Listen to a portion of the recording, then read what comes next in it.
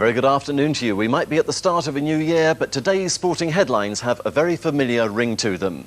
John Barnes sets Liverpool on their way to a 3-0 win over Leeds, which keeps Liverpool firmly on top of the table. Alan Smith scores the goal that keeps Arsenal in second place, while David Platt ruins Crystal Palace's aspirations, scoring both of Aston Villa's goals in their 2-0 victory. And in the one-day cricket international in Sydney, yet another batting collapse sees England lose by 68 runs to Australia. We hit the self-destruct button again, said Graham Gooch. You see what I mean by nothing changing? Well, we'll have more details coming up in just a moment after the classified football results. The Barclays League Division 1. Aston Villa 2, Crystal Palace 0. Chelsea 1, Everton 2. Derby County 1, Coventry City 1. Liverpool 3, Leeds United 0. Manchester City 0, Arsenal 1. Sheffield United 1, Queen's Park Rangers 0. Sunderland 1, Southampton 0. Tottenham Hotspur against Manchester United is a 5 o'clock kickoff. Wimbledon 2, Luton Town 0. Division 2, Barnsley 2, Bristol City 0. Bristol Rovers 0, West Ham United 1. Charlton Athletic 0, Blackburn Rovers 0. Leicester City 2, West Bromwich Albion 1. Middlesbrough 0, Sheffield Wednesday 2. Notts County 2, Brighton 1. Oldham Athletic 1, Newcastle United 1. Oxford United and Ipswich Town is an evening kick-off. Port Vale 0, Millwall 2. Portsmouth 5, Hull City 1. Swindon Town 1, Plymouth Argyle 1. Wolverhampton Wanderers 0, Watford 0. Division 3, Bolton Wanderers 4, Bournemouth 1. Bradford City 3, Bury 1. Brentford 3, Shrewsbury Town 0. Chester City's match against Reading is postponed. Exeter City 3, Crewe Alexandra 0. Grimsby Town 3, Fulham 0. Huddersfield Town 1, Wigan Athletic 0. Leyton Orient 0, Stoke City 2. Mansfield Town 1, Birmingham City 2. Preston North End 0, Cambridge United 2. Swansea City 5, Rotherham United 0. Tranmere Rovers 3, Southend United 1. Division 4, Burnley 1, Scunthorpe United 1.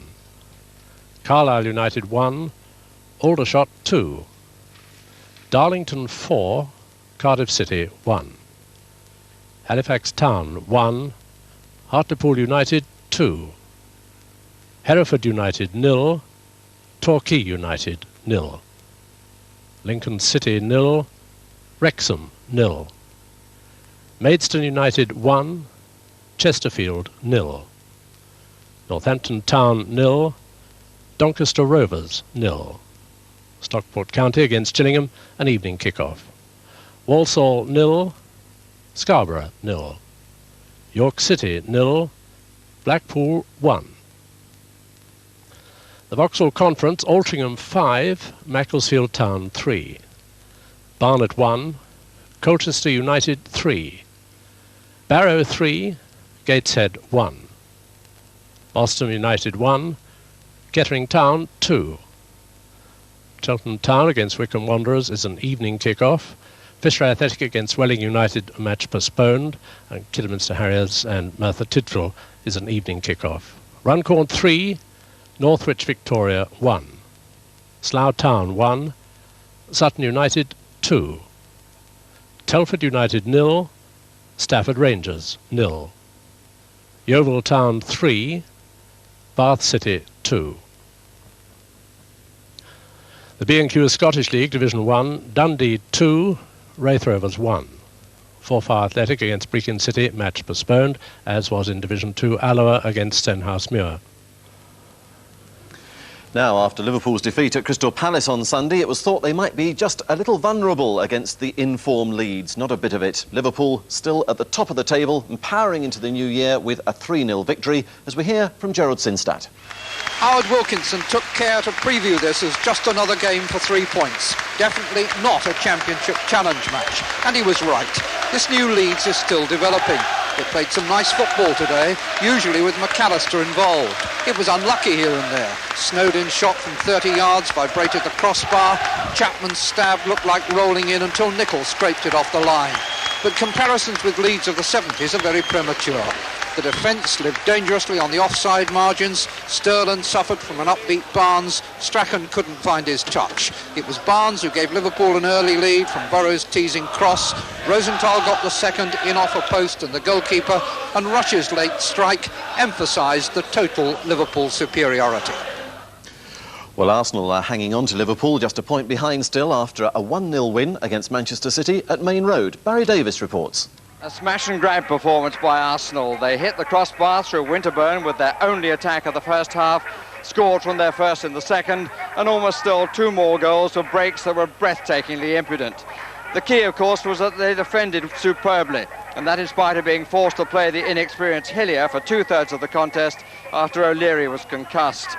City had far more of the possession in a match which was razor-sharp in midfield, which was offered few created opportunities.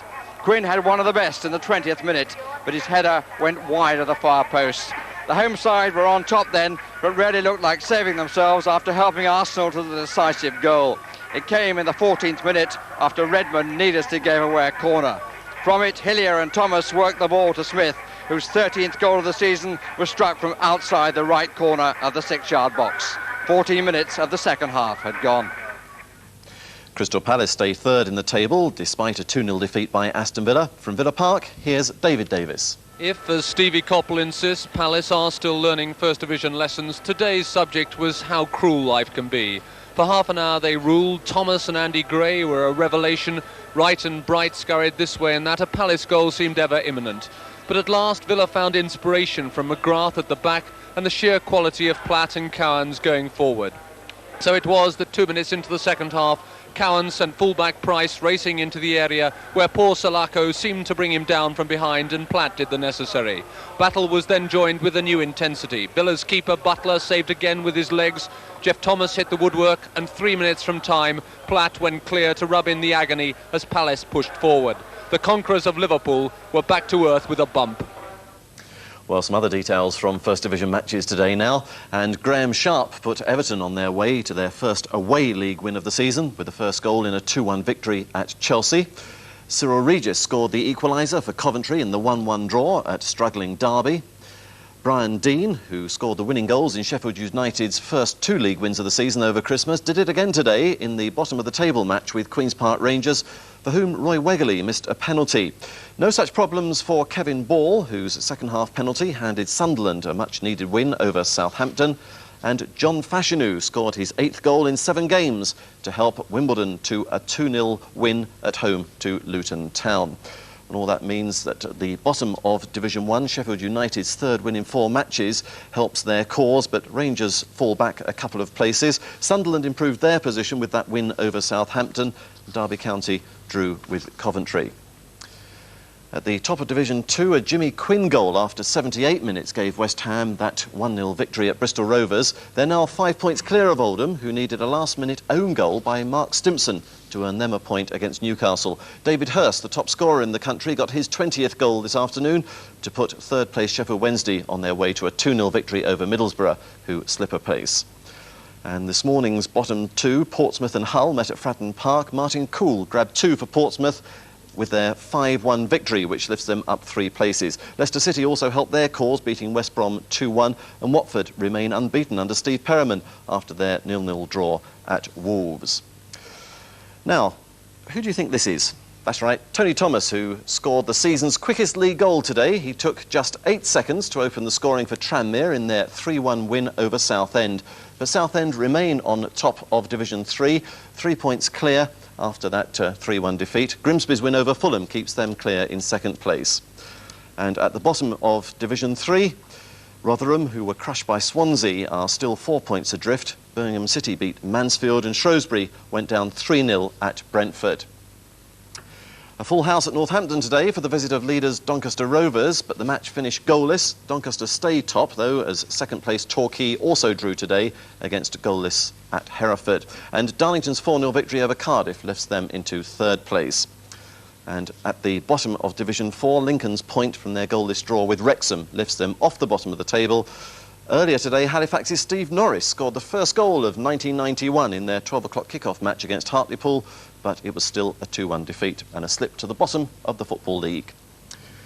Colchester's 3-1 win at Barnet sees them leapfrog over their opponents into second place in the Vauxhall Conference. Kettering's 2-1 win at Boston extends their lead at the top to 10 points, and Barnet fall back to third.